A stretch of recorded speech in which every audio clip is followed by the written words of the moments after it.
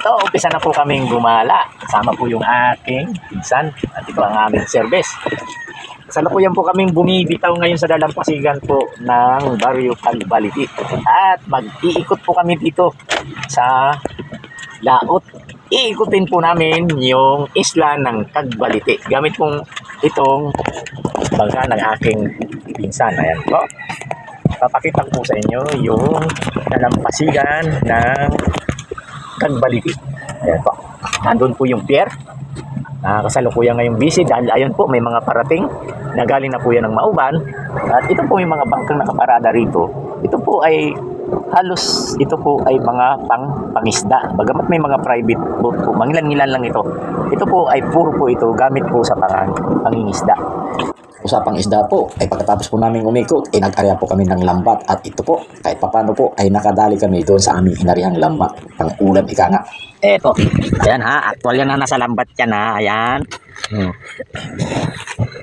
Purpose talaga nito, ay mag-ikot lang, pero, ayan siya.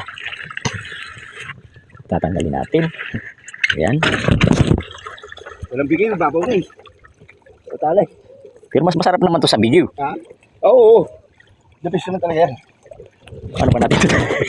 Ayan guys ha. Iba talaga yung pag hindi ka mangingisda. Di mo alam kung paano mo tatanggalin. Gago! Ayun. Nalaglag ko sa. Ito na. Ayan.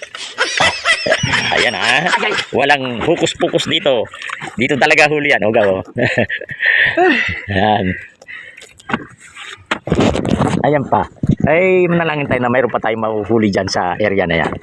Ayaw, wala ka ngayon. Mayroon? Meron? Oo.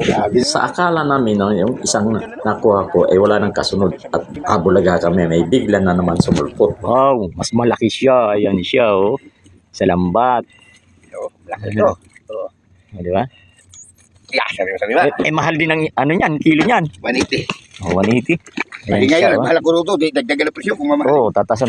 Harinawa, may madadagdag pa. Ayan pa yung natitira. Kaya, sige, arya. Ha?